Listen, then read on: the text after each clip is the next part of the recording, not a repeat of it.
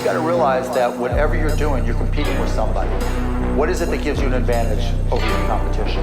Whatever you're good at, try to be great at it. And if you're great at it, good things will happen. Maverick Podcast. I'm far from average. That's why I had to come sit down and chop it up with DJ Maverick. They know my name from coast to coast and even in Dallas. I use my talent when I'm faced with a challenge. Gratitude strength is my magnet. Close your eyes and imagine. If you can see it in your mind, then you can have it. Maverick Podcast. Welcome, ladies and gentlemen. You could have been anywhere in the world, but you're here with us. This is a Maverick Podcast. I'm your host, DJ Maverick. Today we have an award-winning writer in the building, the one and only Mariana Llanos. Welcome to the podcast. Hola, thank you for having me. I'm really happy to be here. I've been looking forward to it. I think before we start, for the 1% of the people out there that don't know who you are, tell us a little bit about yourself. Okay, I'm Mariana Llanos. I write children's books mainly. I'm also a poet, a translator, and I'm a creative person in general. My parents, for Christmas one day, they gave me a boombox. And then from that boombox, I started to pretend that I was having a show and had music and guests using my imagination. So I'm going to put you on the spot. Was there a gift or a certain memory that was like, okay, maybe that's how I started writing? Well, there are two things I think that were very important for me. First is that my parents were readers. They are journalists, and there were books in my house all the time. So books were, they weren't gifts to me, but they were gifts, so because, I was a big reader. And my mom would always come up to the house with novelty books for me, and I would love that. And then also once I remember, maybe it was my 8th birthday, my dad gave me a notebook for my birthday. It was the simplest present. Yeah, but I started writing there. Yeah. Oh, wow. Yeah. So there was a gift that kind of really, that's amazing. When you got that gift, what did you think? Were you already writing at that point, or you're like, what am I going to use this for? I was already writing, but like I said, since my parents were journalists, and they actually what he gave me the journal was from the TV channel where he worked. Okay. So it made me feel like a professional. That's official, too. Right? Yes, I was official then. So I started writing there like my parents. So I was just imitating a little bit what they were doing. That's very cool. So you started writing. What type of stuff were you writing as a kid? Poetry. Okay. Started with poetry, short poems about nature, national heroes, different things, and love stuff, love poems, death poems, because the books that I was reading were very dense. Okay. They were my parents, right? So I had all these big words, and I was writing about all of that stuff. Your dream was to be a writer from day one, or what was the dream, you think? I don't know. I think my first dream was to be a garbage collector. No way. Tell me about that. You can't just talk about that, just brush over it. So tell me about that. I think I was 3 or 4 years old, and the trucks used to drive by my street, and the guys were hanging on the truck, right? So looks fun, right? Oh my God, that was the coolest thing. So I really wanted to be a trash collector. Mm-hmm. And I think, a few years later, I realized that I wasn't going to be a trash collector all day. I didn't want to pick up trash because, I was stinky. So, so I left that dream. But then I always knew that I was going to write, that my name was going to be on the cover of a book because I was a writer. Yeah. But I didn't know if I was going to do it for a living. So, I wasn't sure. Yeah, I'm not the greatest writer myself, but if I sort of think of what it's like to be a writer, I think it's kind of like painting with words. How would you describe it? Yes, no, that's a great description. It's painting with words. It's moving people with words. It's being an artist and using it as an outlet, creative expression. So it's all of that. Yeah, because sometimes you go watch a movie, for example, and if you read the book, it's almost like in your imagination, the scene is bigger, it's better because it's in your imagination, right? So that's why I say it's kind of painting with words. What do you think about that? Yeah, no, absolutely. The book is always better anyways. There's more stuff. Because your imagination is more powerful. It doesn't have constraints. So you're just going to fly and you're going to make up the characters and the situations and the scenery. And when you go to the movie theater, you're going to see, oh, that's not how they look like. Yeah. But I mean, I love movies as well. It's a good, I love them. I love movies. But yeah, I always prefer the book first. When you were writing along the way, did you decide, okay, this is what I'm going to be focused on? Or you're just writing everything? Well, writing music is too much. It's a big word. You think I write so? songs, Okay. So, because I am not a musician, so I come up with the lyrics and melodies. and then I, make them, into songs. And I've started doing that not long ago, actually, with my books. For the longest time, I always thought that I didn't have musical talent. And there's a reason for that, too. Yeah. Did you try or what? Well, my sister is actually an opera singer. Oh, no way. And, she has a beautiful voice that showed since she was very young. Yeah. So she was the musician in the house, and I was the writer. So there were two boxes for us. Yeah. And, so I didn't dare stepping out of that box. Yeah. Kind of intimidating, especially if she's like an opera singer or something, right? Yes. Yeah. And she was, my older sister. So, I looked up to her. So I didn't even dare go in there because she had a great voice. But, as you get older and everything, you realize that you can also be yourself, so you don't have to be, obviously, I'm not going to be a singer like my sister, but I still enjoy music. I always loved music. And with my books, since I tried to create all sort of different activities with them, I started thinking, okay, what about songs? Because that's also a great tool to use when I visit schools. Writing in Spanish, to me, it's like more beautiful. Like one of my favorite songs is Cien Años. I don't know if you're familiar with that song, right? But one of the lyrics is like, pasaste por mi lado con gran indiferencia, right? So it's like, you like didn't even acknowledge me, yes, right? yes, So if you say that in English, it doesn't sound as cool. It doesn't sound as painful, right? I am Peruvian first, to say it. Yes, born and raised Peruvian. And it's difficult to say because since I write for an industry here, I started writing in English. I started publishing in English. So I write first in English. Okay. And then I translate my work into Spanish. But yes, with Spanish, you can create more. It just seems like Spanish has like more feeling. I don't know how you feel about it. Musicality. Right? Yes. English is more catchy. Yeah. It's fast, catchy. And there's a word for everything. Or you can make up words easily. Yeah.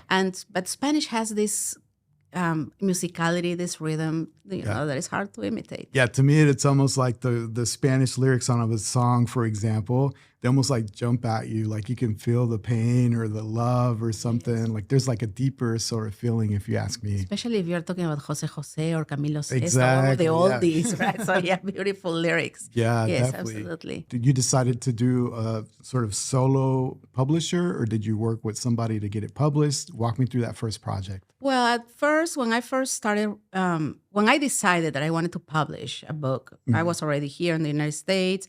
I already had my first two children, and this story came to me in English. Okay. So it was the book was called Tristan Lobo, and then I also wrote it in Spanish. But I decided to go the self-publishing route. That is when you're basically your own business, right? Yeah. You hire illustrator, hire editor, hire everything.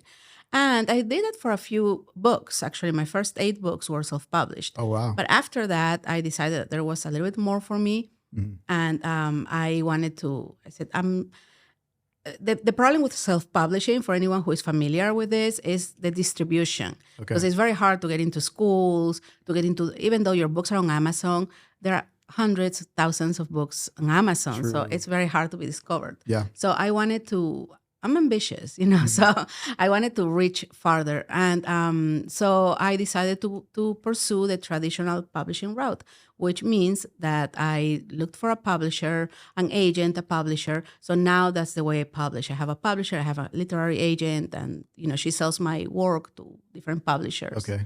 So, it's a little bit different. I want to deep dive a little bit on that because I've had musicians here, and with technology, being your own publisher in the music industry is super common now, right? Because everybody's streaming, everybody's listening on cell phones. But I think when it comes to writing and books, sometimes people prefer to have the tangible book, right? Yes. So yes. Is that a pro or a con if you decide to go solo and publish everything yourself? Well, you can publish, you can do self-publishing and have a tangible book, Okay. So that's two not a different problem. things. You No, can no, do no. it. No, Okay. they're two different things. That's one ebook and a tangible book. But the thing is, when you're a self-publisher in writing, you're in charge of editing yourself, of creating everything. And there are so many people who do it really well, but not everybody. Yeah. And most of the books, lack for that quality of editing, of the other people looking at your book. for example, to create my books, it's not only me who writes. There's a team behind it. There's the editor, there's the designer, the art director. I mean, well, the illustrator, obviously. And before that is my agent, my critique partners. So it is a team that is creating one book. When you're a self-publisher, you lack all of that. So like I said, there are people who do it well, but sadly, it doesn't have a good reputation because there's no one telling you telling you that it's really, it needs more work. So that I think that's the problem. That I think is different than with music. A lot of musicians say, I want to do it by myself. I want to be independent because of the royalties. Yeah. Do royalties work the same way when you're a writer? It is the same way, but and that's why so many people are attracted to self-publishing. I know this because I've done it myself too. So I'm not like saying I've been there. Yeah. So yes, it is a fact that you make more per book, but you don't have the distribution. Okay. So with the books that I've published with my publishers, I make really, I don't know, it's super little what I make. It can be a percentage, 10% or no, 10% is too much. Maybe 8%, 7% of a book, the net price of the book. Yeah. And but you just need that one book. You just need that one book to go viral, and then all of a sudden, yes, exactly. Yeah. The distribution, it's wide, so that's when you earn. And also you don't have to shell out any money from your pocket. Okay. That's the first thing, because when you self-publish, you have to pay for the illustrator, for the editor, for everybody. True. When you work with a publisher, they pay you. So now when I sell a story, they pay me in advance, and on top of that, I earn royalties. Got it. So it's from, and then I have more time to write. That is what I like. When you're a self-publisher, you have to wear your entrepreneur hat all the time, and some people love it and they do it well, like I said, but But then you're juggling multiple people. You're like, okay, this illustrator is late or whatever, right? So, yes. There's a lot of, I don't know, that for me, it doesn't work, but for other people work perfectly, but not for me. But this way, it allows me to have more time to create, to do my school visits, to do the things that I really enjoy. Yeah. Walk me through your creative process. If I'm thinking I'm a writer, I think I have to get into zone. I have to maybe sit by a window, sit by something that's like going to inspire me, maybe a cup of coffee or something. What is your creative process when you decide, okay, I'm going to write? Yeah, well, first coffee, definitely. Yeah? Yeah. Oh, yes. I mean, there has to be coffee. I have to be alone. Not silence necessarily. Okay. But I have to be alone in the house. So you can't go to a coffee shop and just start writing? Yes, I can do that once I have the idea. But when I'm just beginning, and that's kind of like the most painful part, like get the idea out and put it in the paper. Maybe for editing, for other things, I can do to a coffee shop. But first, getting the thing out, I'd rather be alone in the house when the kids are at school, and I put music in the background, and then I just start writing. I pace, I walk, I talk to myself too. I kind of act out what I'm writing. Yeah. So I go a little bit cuckoo. Cool. I go a little bit cuckoo. but that's my process. Another thing that I like saying is that I like to cook my ideas in my brain for a long time. So then idea starts there, and I bake them, they simmer. And once they're almost done, that's when I put them on my computer. Love that. And I work that, yes. Does inspiration strike you all of a sudden? Maybe you're out driving, or maybe you're taking a shower or something, and you're like, I've got this idea, I have to write it down. Does that happen or what? Look, that's so cliche, but it happens. It does? That's exactly how it is. That's exactly how it is. You're driving, and then all of a sudden, the best idea in the world. What I do now, I grab my phone and I, do a voice memo. Oh, okay. And when I'm in the shower, I'm doomed, right? So I have to kind of repeat it. Yeah. And then I write it down, or I talk it, on my phone. Do you prefer to write with the pen and paper, or are you okay writing with the, computer, iPad? I don't know. Sometimes, it seems like you can be more creative with just a blank piece of paper and just a pen, right? Old school. Well, actually I type. I use my computer now. Okay. Yes. I'm a little bit old-fashioned with many things, but not with that. Now, I use my laptop all the time. Yeah. And when I do like using pencils, but I draw, whenever I have a pencil, something, I start doodling, and then I start drawing, and then, you lose focus. I lose focus completely. And, it's a whole different project. Got it. Why did you decide to maybe just focus on children's book, specifically?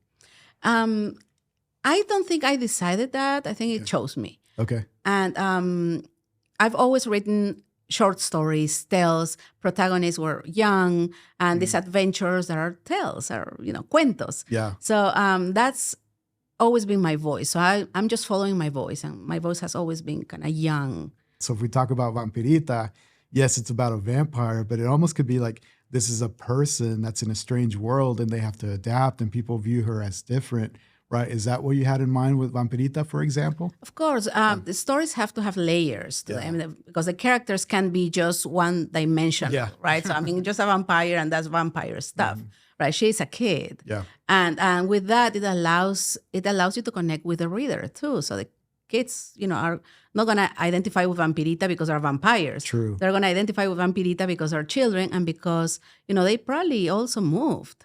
And not even Vampirita, for example, is a vampire who moved from Lima to Sunny City, California, a fictional city. Yeah. And she hates it because vampires don't like the sun, right? Right. Yeah. So it's, it starts with a little bit of that contradiction there.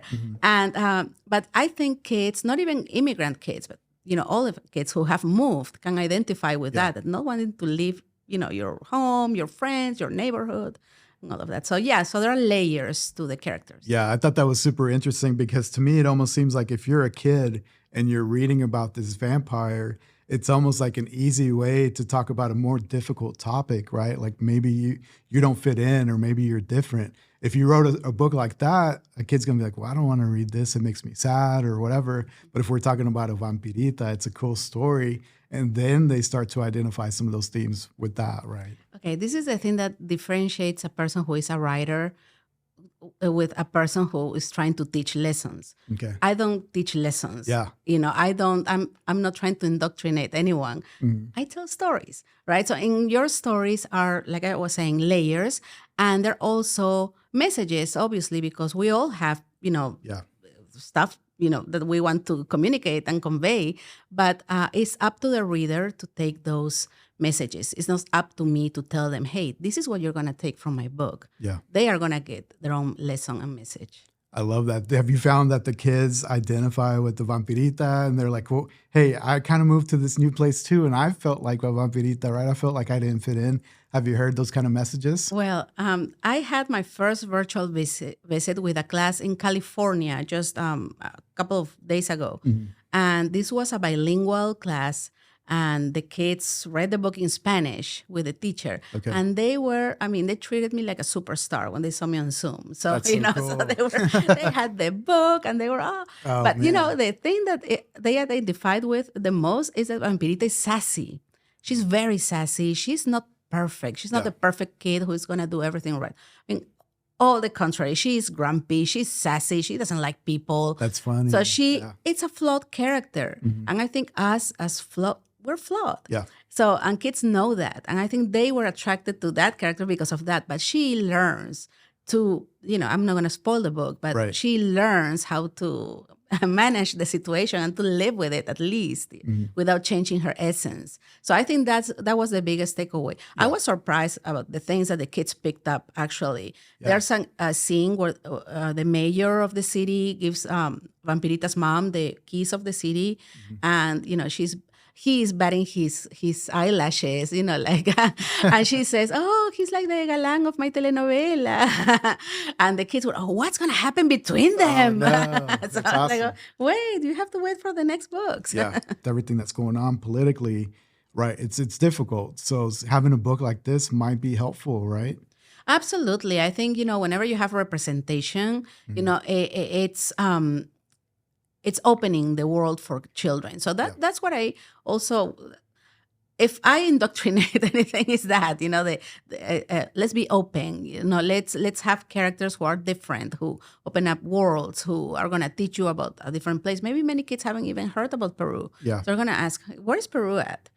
So, so that's important to me, teaching that, but not in a way that I'm teaching stuff. It's not a lesson, but it's just part of my story. So yes, and I think, like you were saying, with the political climate, I think it's important also to feed our children with books that are representative of the world, so they don't feel like they live, well, we are landlocked, but we don't have to be landlocked. We can travel through literature, through music, through culture and art.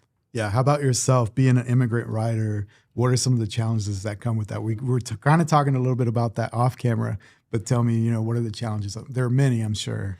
Yes. Well, first, obviously, it's the accent and the language and, the visible things, right? So, and that, I think my work tries to build bridges.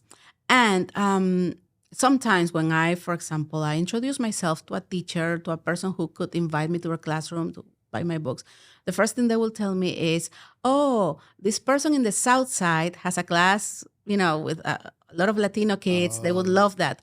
And I love that. Yeah. I love Latino children. Obviously, I'm Latina. But they try to box you in. Exactly. Right? But I always tell them, but I speak English too.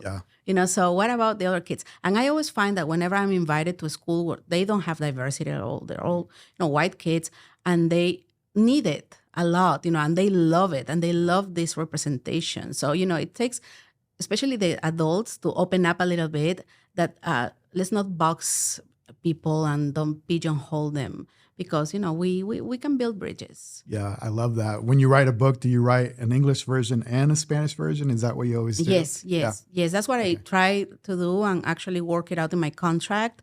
When we sign the contract with the publisher, my agent always puts that whenever there's a Spanish version, that I'm going to write it as well, because for me, that's important. What's been the most rewarding sort of thing that you've noticed being a writer? I think that's super cool. Yes, well, I really like the connection with the kids, with the readers, and when people really love the books, that's something that for me is always crazy. The other day I went to Tulsa to the library, and I was telling my daughter, I don't even know who I am here. Let's go, but let's go look for my books. Yeah. So I looked in the catalog, I put my name, and then my books popped up. That's amazing. And they were available at the library. So I went around and I looked for my books on the shelves. And one of the librarians, she saw me and she said, can I help you find something? I said, yeah, where is this book?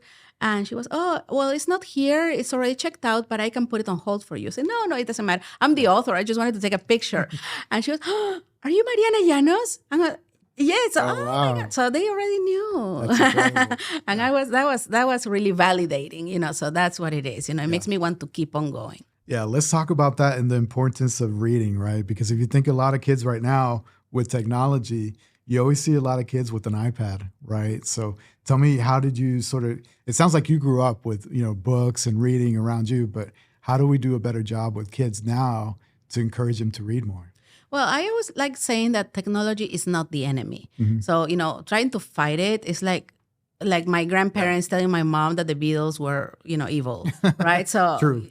So yeah, technology is here, it's going to stay, and so we have to adapt too. And the reading methods are going to adapt too. If the kids are reading on iPad, that's still reading. True. So I'm not. It doesn't bother me as much as long as they read. So there are ways, there are audiobooks, there are other ways to encourage reading. Yeah. But the most important thing, I think, for me is because, like I said, we blame it on everybody. But what about us parents?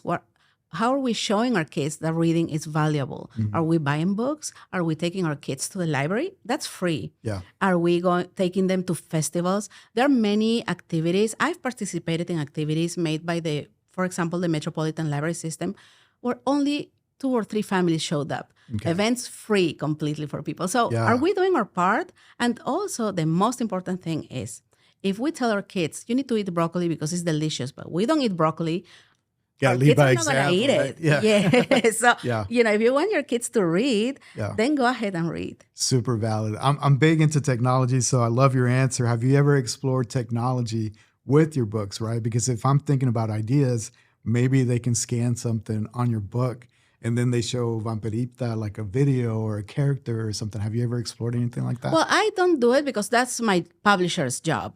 Once I sell the manuscript, they, kind of control, the audiobook format, all of the formats. But I have actually written story for Sony Music. So I am, also recording. No way. So, That's incredible. So and it's an audio story, so they hire me to write this story. It's an episode for a podcast that is called Tiny Tales from Pampers. Okay. And I wrote the story called Coritica and the 3 Alpacas. And it is a story set in Peru. And it's just really cute. And it's an audio story. So I'm interested in writing for different platforms, definitely. Yeah. I love that. So I saw that you brought some books. So maybe tell me a little bit about each individual book and maybe just the general idea behind each of those. Well, I'll start with Vampirita, and I brought the English and Spanish. And that's your most recent, right? This is the one that came out 2 months ago. Okay. So this is the most recent. And it's fun because it's my first chapter book series. Okay. So it's going to be a series of these books. Oh, wow. This is the first one, Vampirita and the Angry Mob. Mm-hmm. But the second one is going to be called Vampirita and the Musical Mayhem. So, and there are other themes brewing there. Yeah. So it's super funny. So this is a funny book, but like we were talking earlier, it also has those themes of belonging, of definitely, of being an immigrant and finding friends and because when I was watching everything online around it, I was like, there's a deeper meaning behind that. Me as an adult was like, wait, this is more than just a vampire. Yes, no, absolutely. And it's gorgeous. And it's illustrated too, which is not very common in books for children of this age. This is, like I said, a chapter book. So it has chapters for a little bit older readers. Then we have Benita and the Night Creatures. En español es Benita y las criaturas nocturnas. And this book actually won a big award by the American Library Association. It's called the Pura Belpre Honor. Okay. And I went to California to receive the award earlier this year. It was super cool. Tell me about that. So it's called the Pura Belpre, right? Pura Belpre Honor. Got it. The Pura Belpre was a librarian from Puerto Rico. She lived in New York, and she was like una precursora. How do you say a precursora?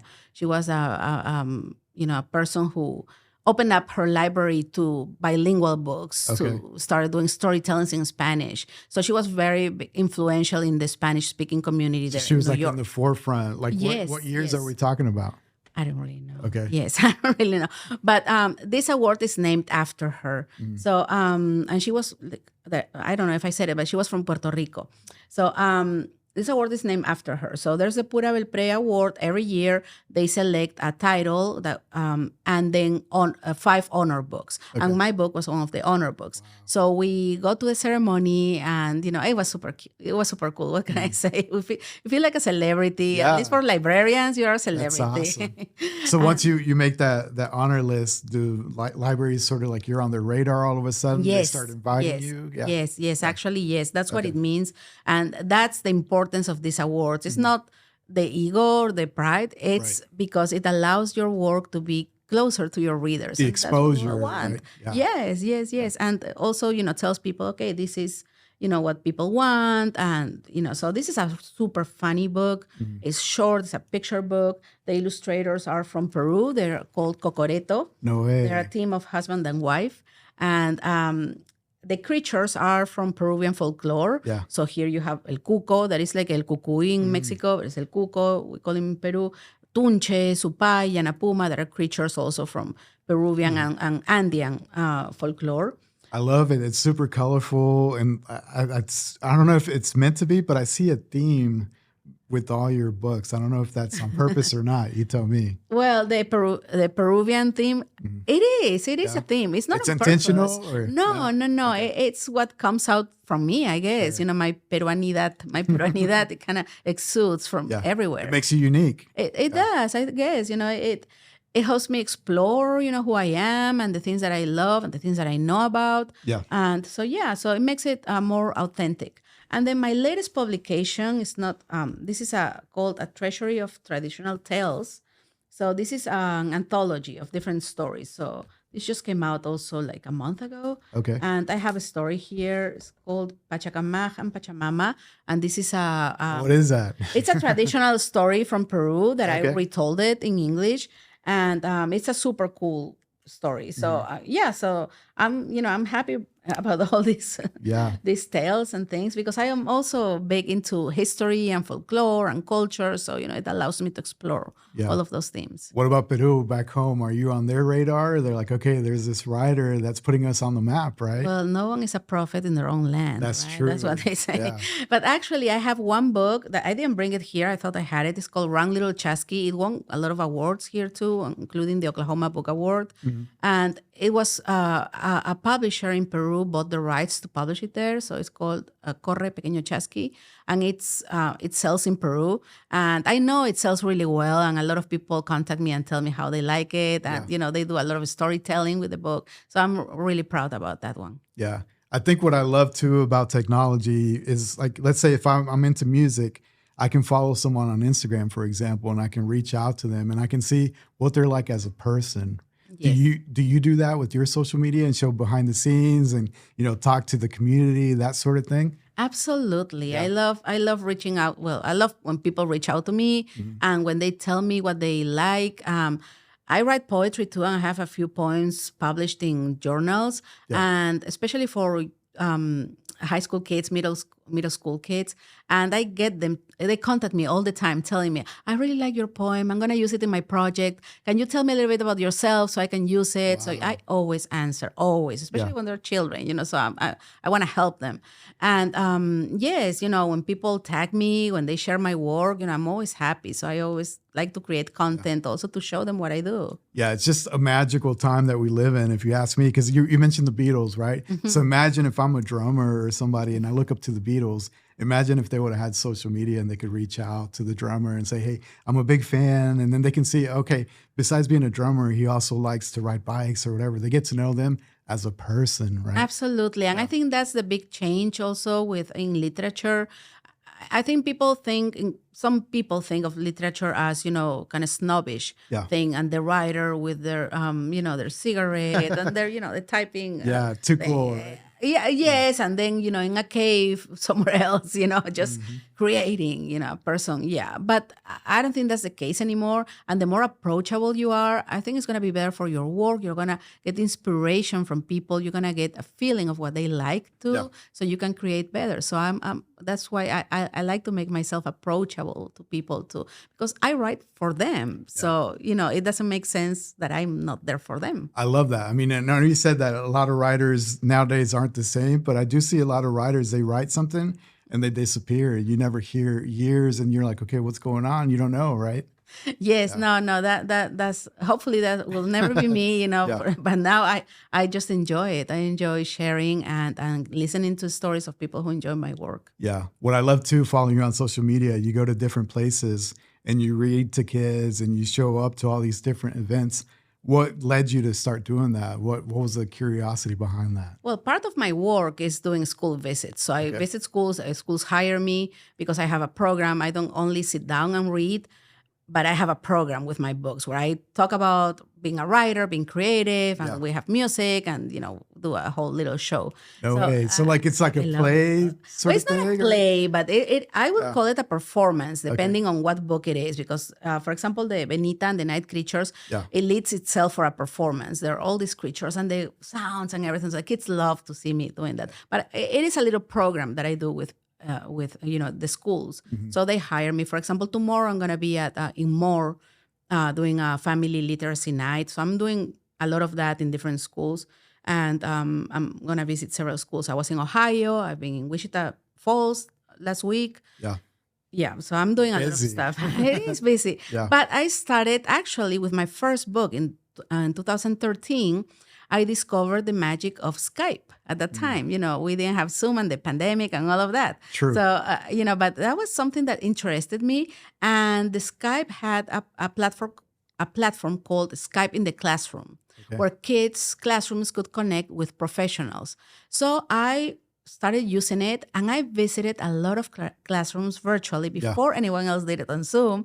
I visited classrooms in Ireland, in Afghanistan, in India, Argentina, here in the United States in several schools, just with my first 2 or 3 books. So, I did that for a few years until kind of Skype died down. So, things changed for me too. But I visited over 150 schools just doing that. And it was a lot of experience. I absorbed the experience at that moment. And with that, I was able to develop the program that I do in person now. And obviously schools, they want me to go, I don't know, New York City. I'll go. They pay my ticket. They pay my plane. I'll go. I work with the kids, so I give myself to the kids for those 2 full days that I'm there, so I'm there for them. Yeah, you have an event coming up for Vampirita, right? Which I think is really cool timing-wise too, because we're about to approach Halloween and everything, and it's almost like a launch party. Tell me about all the details around that. Yes, it's exciting, but on the other hand, it's like maybe I shouldn't have done it so close to Halloween because there's so many events going on. True. That then okay, I don't know, but it is gonna be a fun event. We're gonna have a reading, we're gonna have a craft, we're gonna sing, and I always like to do a lot of things in the book party because if people get out of their house to see me and to hear my book, I want to give them something too. Yeah. So there will be books for sale, obviously, and it's at Literati Bookshop at Paseo. Okay. It's one of my favorite bookstores here in the city. I love that. I definitely want to encourage you to continue that because how cool is it as a kid? You've got this book and then you get to meet the person that wrote it and then you get to see it act out and come to life in front of you. Yes, that's cool. wonderful. And I think the kids like that interaction. And that's what I was talking about. When you want to get your kids excited about reading, this is a type of events that, we prepare for them, so they can example. Exactly, bring them there, get excited, participate in a craft, in a conversation, hear a little bit about the book, and then go home and enjoy the book. Love that. What about you personally? Who are your influences as far as writers? Do you like to read? I don't know. Sometimes musicians are like, I don't like to listen to anybody else because I don't want my music to start sounding like them. Right? I don't know. I didn't know I don't know if that's the same way with writers. They're like, okay, I want to do my own thing, but I want to keep my bubble safe, right? No. If you're a writer, that means that you read. I mean, there's no other way around it. Comes with the territory. Yes, it comes with the territory. You have to. Okay. And I think when you don't read, it shows. Okay.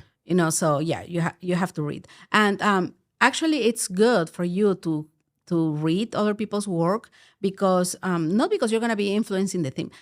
Here's the thing. All of the ideas are already written.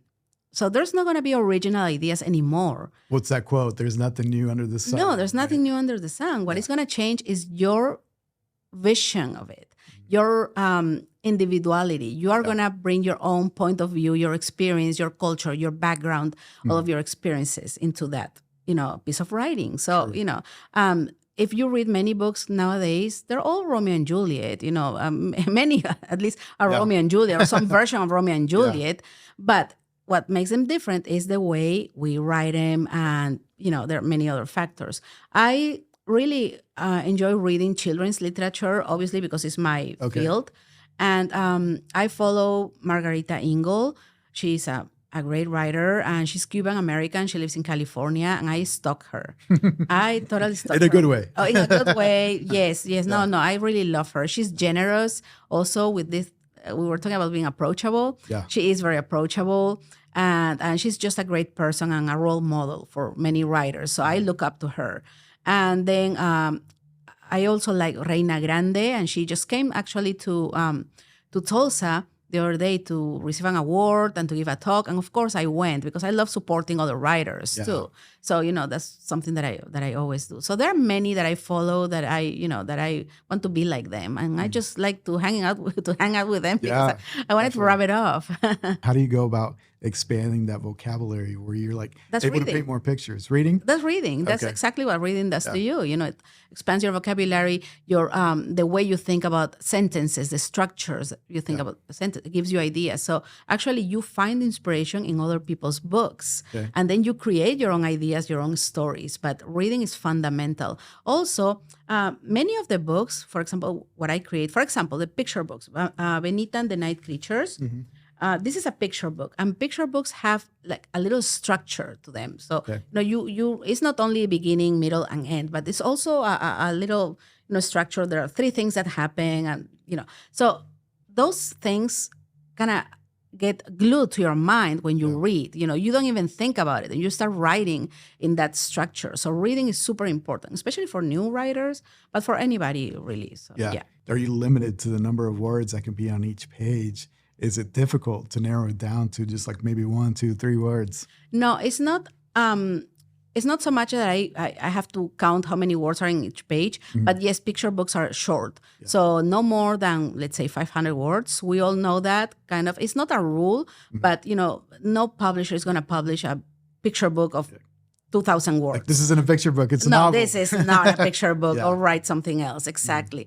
So picture books have that characteristic. It's not a rule, like I said, it's a characteristic, Sure. you know.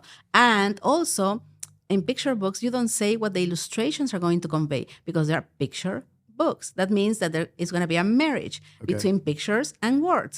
So you don't have to say what the illustrations are going to show in the story. So yes, being gonna have that brevity with words and learning to just peel that onion, all the layers to get the essence, to get rid of those words. You have to be super effective, right? Super you have effective. a certain number of words, and you have to tell a whole story with You that. have to tell the whole story, yes, and you have to say it right too. You have to tell it right, and it's the most difficult to write. Actually, it's easier to write with more words and just make a lot of stuff than it is to write with a few words. And many people don't understand that, and they will say, "Oh, but that's a short book.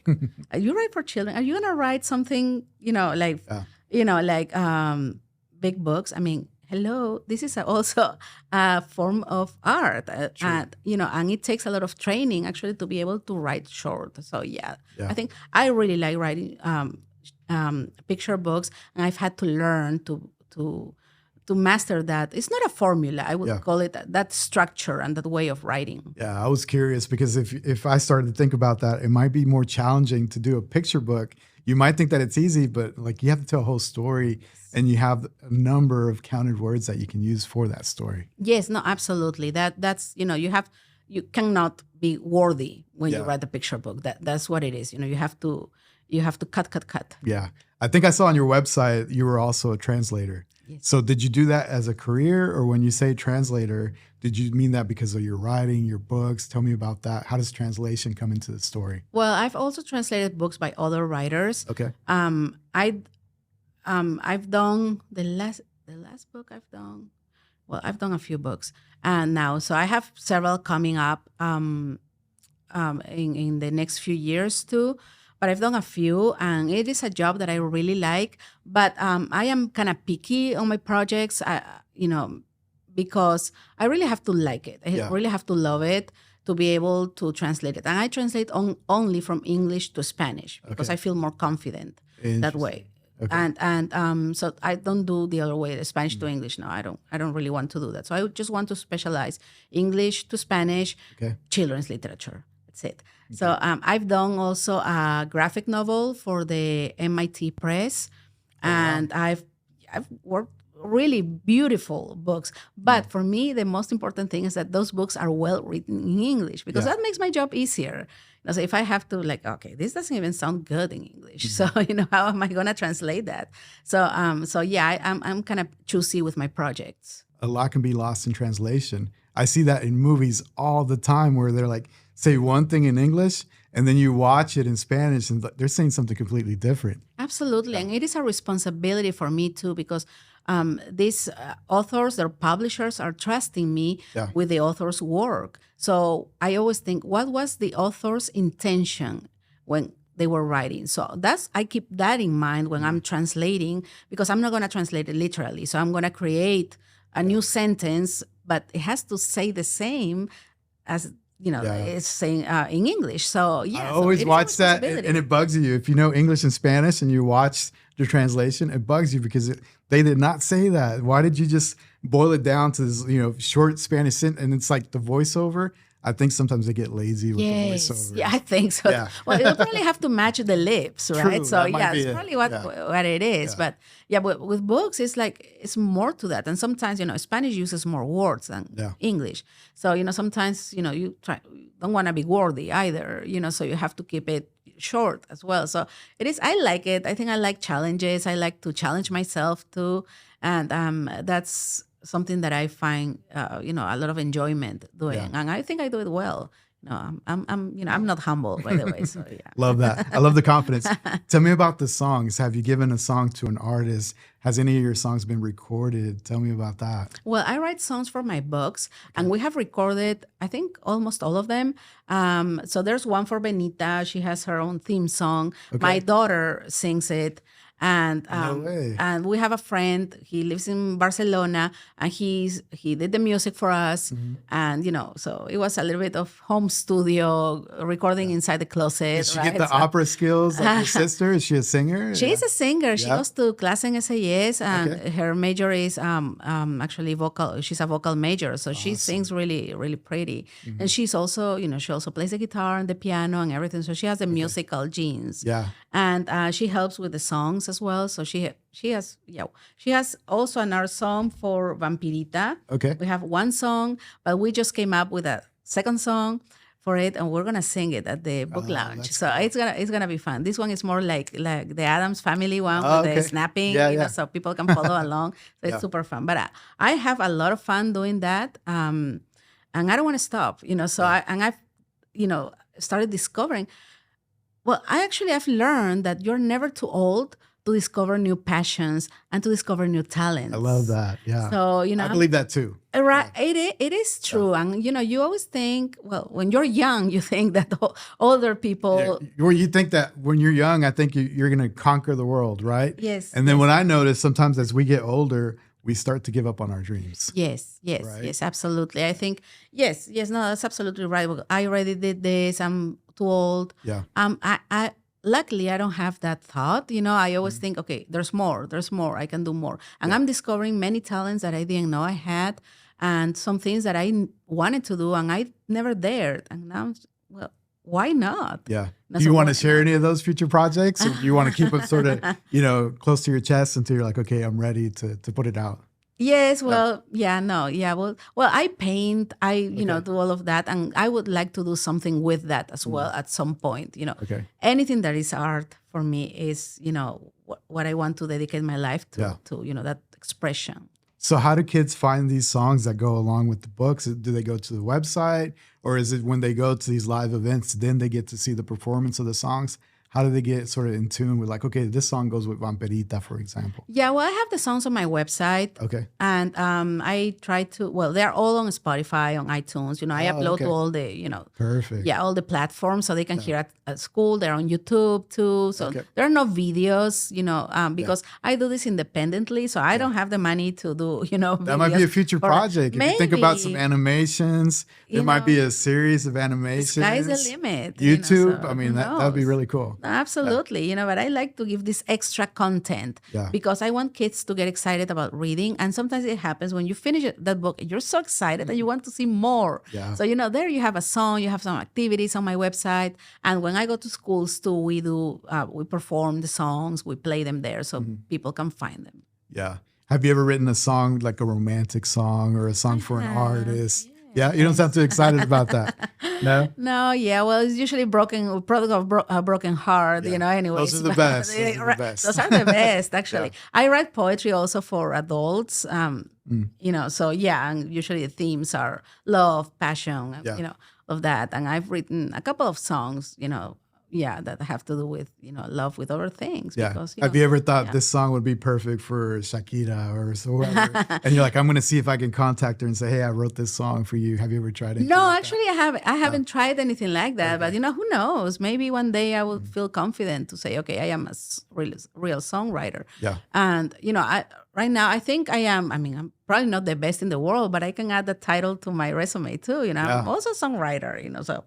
Yeah, so that's good. But I think my daughter will have more of that talent because I think you have to be a more rounded musician for that, So and she is working that way, and I don't know how to write music, for example. That is one thing that you need to know. Yeah. So yeah. So if I pull up your playlist, who am I going to find on your playlist? What do you listen to? Okay, you're gonna find several playlists actually. One, you're gonna find a Latino epic playlist that is gonna have a lot of 90s, 80s rock in Spanish. Like what? Name some bands. Well, you're gonna have Soda Stereo, absolutely. I'm from Peru, Must, right? Of course, yes. So they were big in Peru. So yes. So Soda Stereo is a must. Los Enanitos Verdes, Los Fabulosos Cadillacs. I love Argentinian rock. And if we go a little bit older, Sui Generis and Charlie Garcia, all of that. And then of course you're gonna find some Maná, not a lot, but some Maná, and I like rock. and Los Prisioneros, Okay. so all the Love that. music from my times, right? Yeah. So from the older times. And then I have also another playlist. It's my music. There's a lot of music from the 90s, so a lot of Nirvana, Pearl Jam. Oh, yeah? Yes. Wow. And How did you get into that stuff? Well, I am a child of Just those growing up? times. Yes. Were you in Peru or were you In already Peru, in the US? no, in Peru. So Nirvana made it to Peru. Yes, of course. Yeah? I was in love with Kurt Cobain. No way. Yes, we One of my played favorite bands, by the way. we played the Ouija, the Ouija board, right? With Yeah. with my friends at those times who called Yeah. Kurt Cobain. Wow. We were dumb, yes, but I love Nirvana, and well, obviously, I told you earlier, I love the Beatles, so that's my kind of my base. I grew up with that music. So I love them. I love classic rock. I love Creedence Clearwater Revival. Okay. I'm a lot into the Velvet Underground. that. Love the Velvet Underground. Awesome. I mean, they're the first alternative band. Sonic Youth. I don't know, all of that. Well, I can also listen to Metallica, to Iron Maiden, to AC/DC. way. Oh, yes, I love a lot of headbanging in my house. Man, Yeah, I would yes. love that playlist. We go from like Enanitos Verdes to Metallica. That sounds incredible. Well, I think in all that, eclectic taste is when you find what you like, because it will be boring for me to just listen to one rhythm all the time. So I can hear some modern songs. My daughter brings me the latest, And I like a lot of stuff. We went to Who are you a fan of modern day? Who are you a fan of? I don't know if I like Billie Eilish. Okay. A lot. Yeah, Actually, I she's love. really She is cool. awesome. She's so creative. Yeah. So And I'm like, talented. yeah. That song that she yes. sings on Yes. Barbie, like, Oh my God, that's a beautiful song. I loved Happier Than Ever. It has that, you can feel the breakup in the song, the dissonance at the end with all the screaming and, all of that. So that was, for a young person to write that, it's like, wow, that's a lot. And you talk about the writing. Her brother Phineas is kind of the one that's doing everything behind the scenes. Exactly. And then she's the one that's kind of in the forefront interpreting all these songs. Yes, right? yes. No. Well, I have a son who actually plays the guitar, and I was telling, hey, why don't you, the two of you, combo. That exactly, would be cool. Phineas, Billie Eilish, and they look at me like, no. That's not happening, Mom. Yeah. So, and then we went to the Olivia Rodrigo concert, Okay. and I was very prejudiced, actually, at the beginning when my daughter told me, oh, Olivia Rodrigo, I was like, Why? Oh my goodness, I'm going to have to, I don't know. I had this idea that, it was just, just another made up star, right? So, I was like, oh, okay, we'll go. And it was super expensive too. So I was like, I don't know. But we actually went because my cousin came from Peru all the way with her daughter to go to the concert. Oh, wow. So we had to go. And actually, I was so impressed. I started listening to her songs and I learned that she writes her songs, she plays. Super talented. Super talented. So I was like, I was the one yelling at the concert, yes. And her songs are like, they have deep lyrics too, right? They do. Where she talks about the song about her ex, and you're like, when are you going to tell your ex that we did that too? Yes, it's I deja love that vu. song. It's- Yeah, deja vu is amazing, right? It's amazing. I love, and I learned almost all of her lyrics, and I was the one screaming there. My daughter was, okay, Mom, chill. She's chill. like, this is my concert. It was my concert. No. I got into it, and also, I really love because many of her songs are rock, and I like rock. So, so I like that part of that. So I really like, modern music. There's also, I always get them mixed up. My kids are going to tell me, Mom, you got that name wrong. Glass Beach, the alternative bands that I don't even know their names, but I like them. I hear them because my kids play them, and I really find them soothing. I love Cage the Elephant. That's one of my favorites too. So They kind of sound kind of retro. Like yes. 70s, funk, dirty. I think that's why I like them. They have that vibe, from the past. So I like that. Yeah. I'm a fan of your playlist. You passed the test. Yay. Yeah, very cool. So I want to thank you for your time. But before we sign off, where can people find you? Plug in your social media, website, everything you got. Okay, perfect. So my website is marianallanos.com, my name, my last name.com. And I'm on Facebook as Mariana Llanos Books. I am on Twitter, X, as Mariana Llanos. I am on TikTok, Mariana Llanos Books. And on Instagram as Mariana Writes the World. Awesome. So, I don't know why I made it different.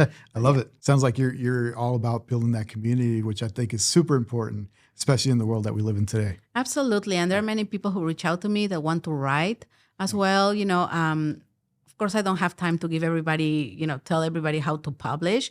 But, if you are interested in writing, follow me, follow what I do, sign up for classes, go, educate yourself and see how this world works, because it is very rewarding. Awesome. I want to thank you for your time. Thank you. I enjoyed the conversation. It was a lot of fun. Thank you. I had fun too. All right. There you have it. Ladies and gentlemen, the super talented Mariana Llanos on the Maverick Podcast. In dreams, we trust.